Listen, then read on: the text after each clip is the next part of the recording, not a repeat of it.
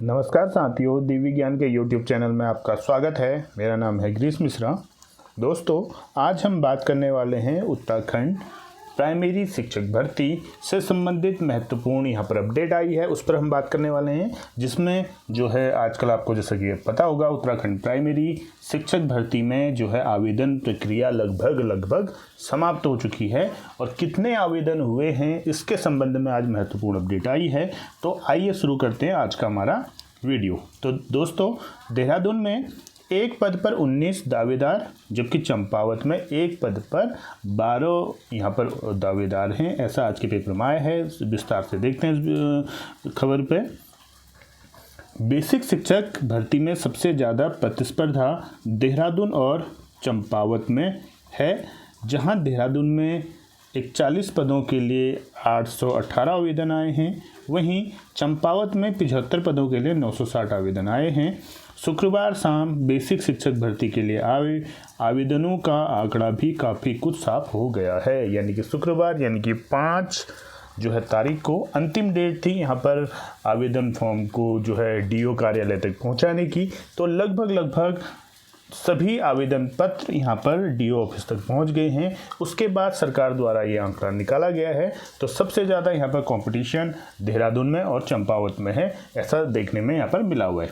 इसी प्रकार से प्रदेश के सभी जिलों में रिक्त 2906 पदों के लिए कुल 24,225 आवेदन दाखिल हुए हैं। इस हिसाब से औसत एक पद के लिए 8 दावेदार मैदान में हैं। तो अभी ये असल स्थिति क्या है? ऐसी स्थिति नहीं है। असल स्थिति क्या है वो हम आपको बताएंगे। पहले देख लेते हैं इसे।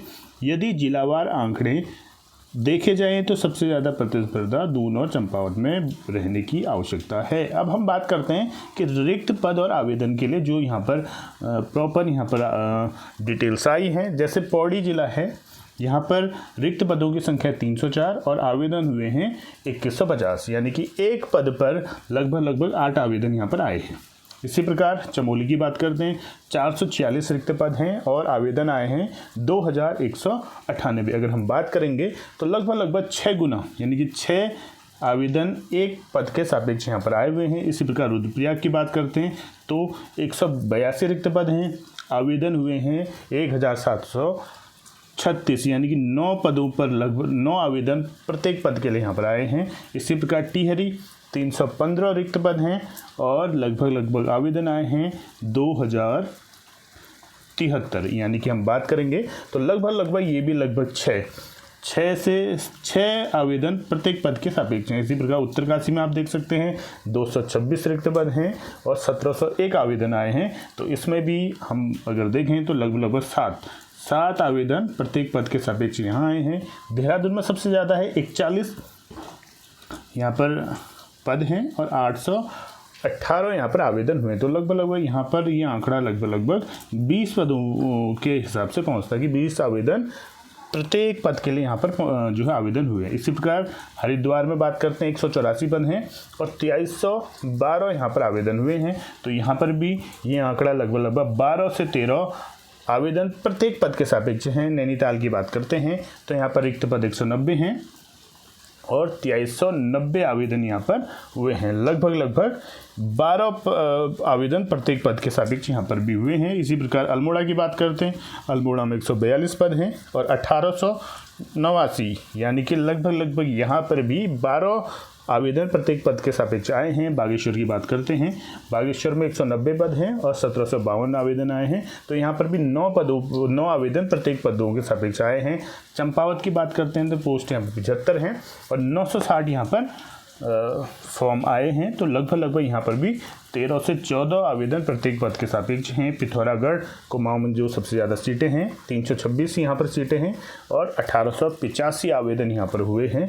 तो लगभग यहाँ पर भी 6 आवेदन प्रत्येक पद के सापेक्ष आए हैं। और उस उधम सिंह नगर जहाँ सबसे ज़्यादा आवेदन हुए हैं, क्योंकि आपको पता है उधम सिंह नगर, हरिद्वार, नैनीताल का कुछ वाला भाग, देहरादून का कुछ वाला भाग, आपको पता है मैदानी क्षेत्र है तो हर कोई ज़्यादा प्रेफर यहाँ करता है, इसलिए यहाँ आवेदनों की संख्या भी ज़्यादा हुई है। तो 2451 यहाँ पर आवेदन हुए और 309 पद यहाँ पर हैं। तो लगभग यहाँ पर भी, लेकिन रेशियो लगभग 8 आवेदन प्रत्येक पद के सापेक्ष यहाँ पर देखने को मिल रहे हैं। अब बात करते हैं, जैसे कि न्यूज़पेपर में आया है कि लगभग 24,000 लोगों ने यहाँ पर फॉर्म आवेदन भरा है। तो ऐसा है नहीं, 24,000 आवेदन नहीं भरे हैं, तो आप ये मान के चलो, क्योंकि यहाँ पर ज़िले वाइज आपकी वैकेंसी आई थी। हर ज़िले में हर कोई अप्लाई कर सकता था। जैसे एक कोई व्यक्ति है, उसने 13 डिस्ट्रिक्ट में से 13 डिस्ट्रिक्ट में भी यहाँ पर फॉर्म अप्लाई किया होगा। किसी ने 11 में किया होगा, किसी ने 10 में किया होगा, किसी ने 5 में किया होगा। तो इस हिसाब से अगर आप जानना चाह रहे हैं कि कितने आवेदन हैं एक्चुअल में, यानी कितने लोग हैं जिनको नौकरी मिलने वाली है, तो आप देखेंगे तो इस आवेदन में सबसे ज़्यादा फॉर्म देखिए कहाँ आए हैं। सबसे ज़्यादा फॉर्म आए हैं यूएस नगर में, 2451 फॉर्म आए हैं। तो 2451 कम से कम 2451 हैं।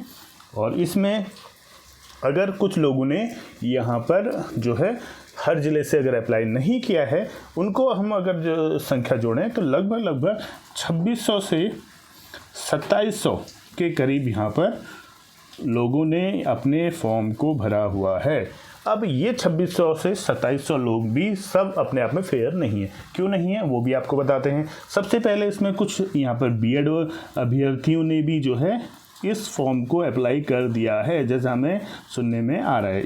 यानी कि जो आपको पता है 8 अगस्त 2023 को बीएड को प्राइमरी भर्ती से बाहर कर दिया था, लेकिन वो जो है कुछ केसेस चल रहे हैं, तो उस वजह से कुछ बीएड अभ्यर्थियों ने यहाँ पर डाल दिया है फॉर्म, कुछ ब्रिज कोर्स अभ्यर्थियों ने डाल दिया है, और कुछ एनआईओएस बीएड वालों ने डाल दिया, एनआईओएस डीएलएड वालों ने डाल दिया। तो इन लोगों के फॉर्म जो है यहाँ पर इस टोटल फॉर्म में से कम होने वाले हैं, क्योंकि ये एलिजिबल नहीं हैं अभी। उत्तराखंड की जो नियमावली है प्राथमिक शिक्षक से संबंधित, तो उसमें बीएड भी नहीं है, एनआईओएस डीएलएड भी नहीं है, और बीएड ब्रिज कोर्स भी नहीं है। तो तीनों नहीं है। तो कम से कम अगर यहाँ पर 100 फॉर्म भी अगर इन्होंने डाले होंगे तो 300 फॉर्म तो यहाँ पर सीधा कम हो जाते हैं। तो लगभग यहाँ पर अगर हम बात करेंगे तो 2000 से 2300 पदों के बीच जो आवेदन हैं वही फेयर लगभग अभी संभावना लग रही है।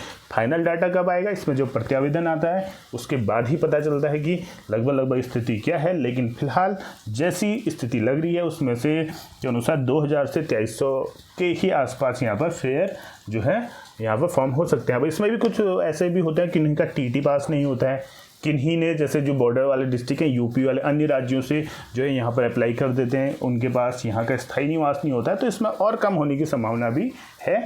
तो वो मूल स्थिति पता चलेगी जब प्रत्यावेदन यहाँ पर हो जाएगा, उसके बाद ही यहाँ पर स्थिति स्पष्ट हो पाएगी।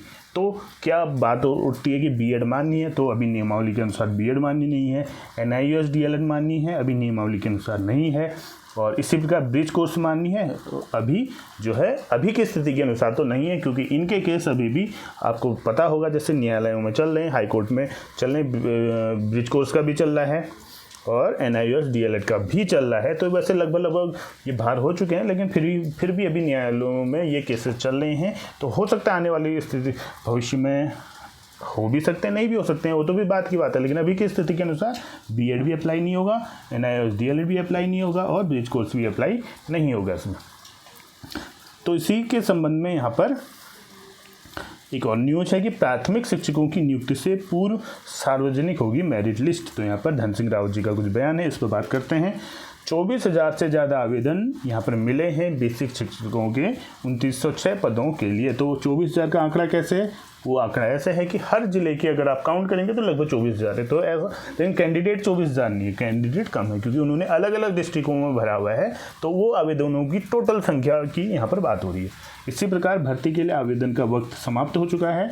मेरिट लिस्ट तैयार करने में यहाँ पर शिक्षा विभाग युद्ध स्तर पर अपनी तैयारी कर चुका है। तो धन सिंह रावत जी कह रहे हैं कि शिक्षक भर्ती में मेरिट लिस्ट बनाते वक्त विशेष सतर्कता बरतने और हर पहलू की बारीकी से जांच करने के सख्त निर्देश दिए गए हैं। तो ये आदेश दिए हैं डॉक्टर धन सिंह रावत जी ने। और उसी के साथ सरकारी बेसिक शिक्षक स्कूलों में शिक्षकों की भर्ती के पहले सभी जिलों में मेरिट लिस्ट को सार्वजनिक कर आपत्तियां ली जाएंगी। जो प्रत्यावेदन लिस्ट है यहाँ पर फाइनल मेरिट से पहले आपत्तियां ली जाएंगी, यानी प्रत्यावेदन दिया जाएगा। यदि किसी स्तर पर तथ्य और दस्तावेजों में गड़बड़ी की शिकायत होती है तो उसकी तत्काल यहाँ पर जांच की जाएगी। ज़रूरत पड़ने पर मेरिट में संशोधन भी यहाँ पर किया जाएगा। शैक्षिक जो प्रमाण पत्र हैं, जाति प्रमाण पत्र हैं और अनुभव प्रमाण पत्रों में पूर्व में हुए फर्जीवाड़ों से सबक लेते हुए शिक्षा विभाग ने ये निर्णय लिया है। तो पूर्व में यहाँ पर शैक्षिक दस्तावेज जो है फर्जी पाए गए हैं, जाति प्रमाण पत्र फर्जी पाए गए हैं, तो स्थायी निवास फर्जी पाए गए हैं, तो उनसे सबक लेते हुए सरकार पहले ही इससे संबंधित सतर्क होना चाह रही है कि किस प्रकार से क्या जो डॉक्यूमेंट है ये फर्जी तो नहीं लग रहे हैं, स्थायी निवास डोमिसाइल फर्जी तो नहीं लगाया जा रहा है या फिर अन्य प्रमाण पत्र फर्जी तो नहीं लगाए जा रहे हैं। तो इसका जो यहाँ पर विशेष रूप से विभाग को इसके ध्यान देने के लिए कहा गया है। बेसिक शिक्षा निदेशक रामकृष्ण उनियाल ने शुक्रवार को हिंदुस्तान को बताया कि इस संबंध में सभी डीओ बेसिक को कड़े निर्देश दे दिए गए हैं। हर आवेदन की बारीकी से जांच करने को यहाँ पर कहा गया है। यदि भविष्य में कोई गड़बड़ी सामने आई तो संबंधित अधिकारी की भी जवाबदेही यहाँ पर तय की जाएगी। तो यहाँ पर इन्होंने स्पष्ट रूप से कहा है कि भविष्य में अगर ऐसा कुछ दिक्कत आता है तो सीधा सीधा जवाबदेही यहाँ पर डीओ जो बेसिक हैं उन पर जो है यहाँ पर जाएगी। प्रदेश में 2906 बेसिक शिक्षकों की भर्ती प्रक्रिया में आवेदन लेने की प्रक्रिया शुक्रवार शाम बंद हो गई है।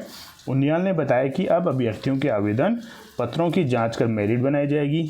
मेरिट तैयार होने के बाद उसे विभागीय वेबसाइट पर अपलोड कर अभ्यर्थियों से आपत्तियां और सुझाव लिए जाएंगे, जिसे हम प्रत्यावेदन कह रहे हैं। प्रत्यावेदन मांगे जाएंगे। कुछ अगर डॉक्यूमेंट की कमी है या जिसमें सुधार करना है तो उसके लिए ईमेल के माध्यम से या फिर आप खुद वहां पर जाके अपना जो है संशोधन करा सकते हैं। यदि किसी स्तर पर संशोधन की जरूरत होगी तो उसे नियुक्तियां करने से पहले ही उसे संशोधित कर लिया जाएगा।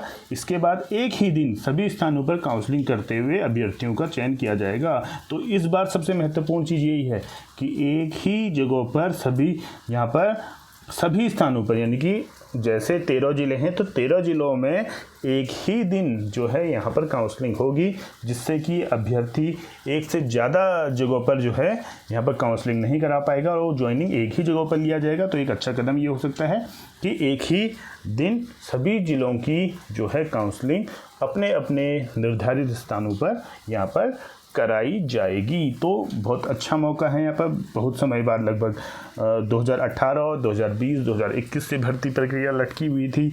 अब जाके इसमें जो है काम हो रहा है। अगर किसी प्रकार का विघ्न नहीं पड़ता है भर्ती में तो आपको जल्द ही अगस्त महीने में यहाँ पर प्राथमिक शिक्षकों की जो है भर्ती प्रक्रिया पूर्ण रूप से संपन्न मिल जाएगी।